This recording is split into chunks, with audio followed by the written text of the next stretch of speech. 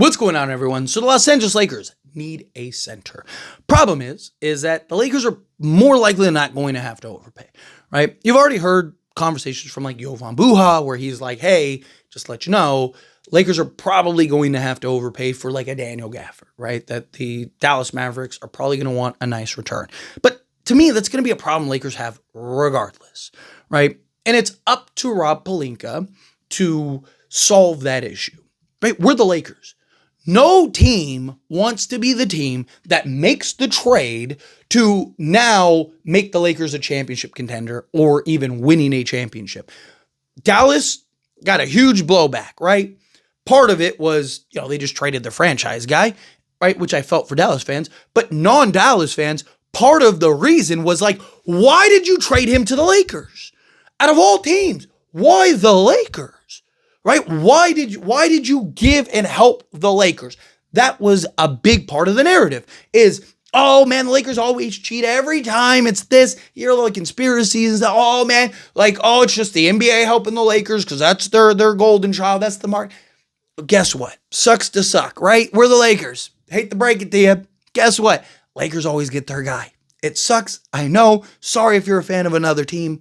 We're the Lakers, right? But at the end of the day, that was a big problem, right? That's a thing that a lot of people had was like, dude, why the Lakers, right? You could have traded him anywhere else. They could have gotten even less return than they did trading him to the Lakers. And I mean, people made it was so bad. People tried to pretend like Anthony Davis was just like this pedestrian role player, right? Like some of the conversations surrounding Anthony Davis, like people acted like we didn't trade Anthony Davis, Max Christie, and a first to go get him, right? People acted like we traded like Austin Reeves, Rui Hachimura and Gabe Vincent to go get him and no picks, no nothing, right? Like, yes, was it the return that Dallas should have gotten? No, but it wasn't like a scrub return, right? Like it was still a very good return for a team that wanted to kind of have that defensive identity, right?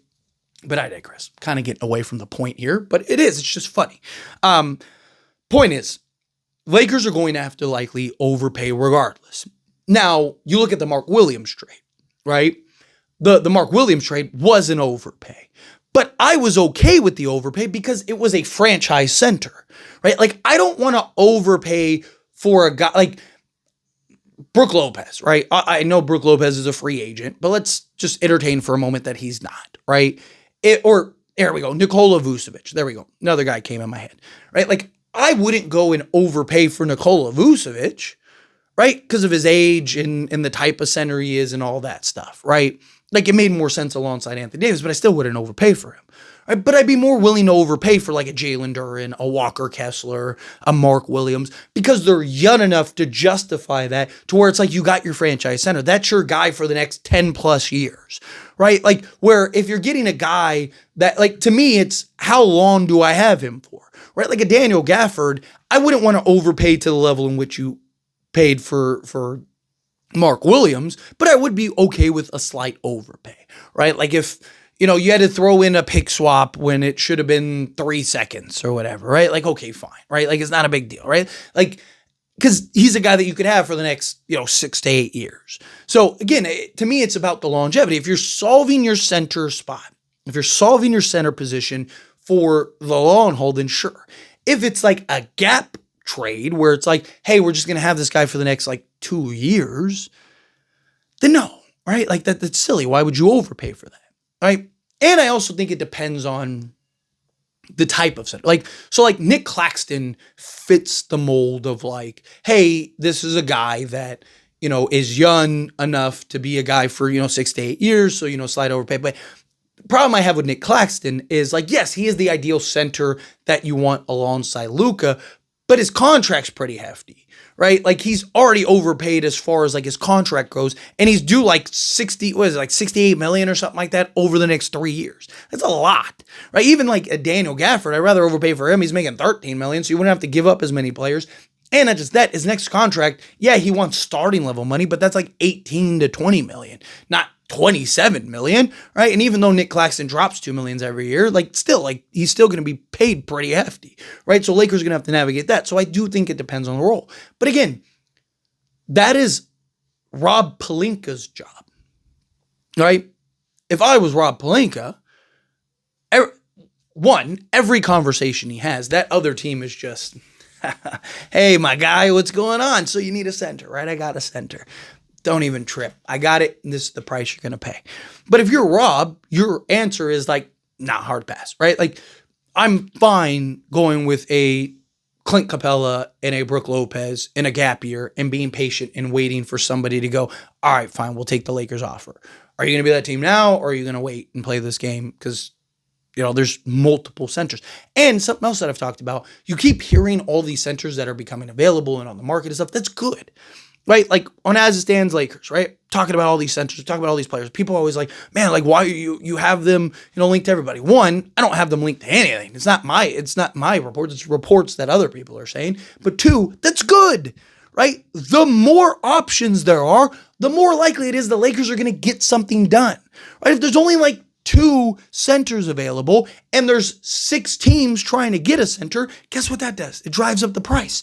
But if there's 6 teams trying to get a center and there's 10 options available, guess what? The Lakers are going to get somebody by default, right? And then it's just like out of those 4 teams, which guy is willing to sell their guy the cheapest, right? So again, it's up to Rob Pelinka to, yes, I understand like there's going to be this pressure, but you have to be able to fight through that. And you have to be willing to, again, be patient, right? Which, to his credit, he's been great at that the last few years. Where earlier in his tenure, he was, there were times where he was overpaying for trades. He was getting things done just to get things done, right? I like that he's been more patient. He's been more calculated, right? He's I don't mind overpaying on the right circumstance or situation. Rob Pelinka was just like overpaying for everything, right? Like, again, if you can get a Mark Williams, I'm okay with overpaying for that because of the type of center he already is, the type of center he could potentially be, and he's the guy you have for the next 10 years, right? So, like, if you have to give up an extra pick, it's like, what are you hoping to get with that pick? Oh, yeah, the guy you just got in a trade, right? So, like, again, do this now, right? And given the circumstances and all that stuff. So, to me, it's like, if you can get the proven guy, if you can find that guy, then do it, right? But Rob Pelinka, he's going to have to navigate that. The idea that the Lakers are probably going to have to overpay for a center is probably going to happen regardless, right? So it's either who's the cheapest or who is the best valued overpay, right? Like, so for example, let's say you have to trade Dalton Connect, salary filler. Let's just keep it simple. Dalton Connect, salary filler, and a first, okay? Well, okay. If you're doing that for, again, a Nick Claxton, it's like, or a Daniel Gafford, it's like, dude, what are you doing? But if you're doing that for a Walker Kessler, right, or like a Jalen Duren or something like that, it makes sense because it's like, okay, again, they're young enough to be a piece. You have a guy that's already great at everything you need right now and is only going to get better, right? Like, again, it's based on the circumstances. But anyway, as always, this is a discussion. I pass the question on you. Let me know your thoughts and opinions down in the comments.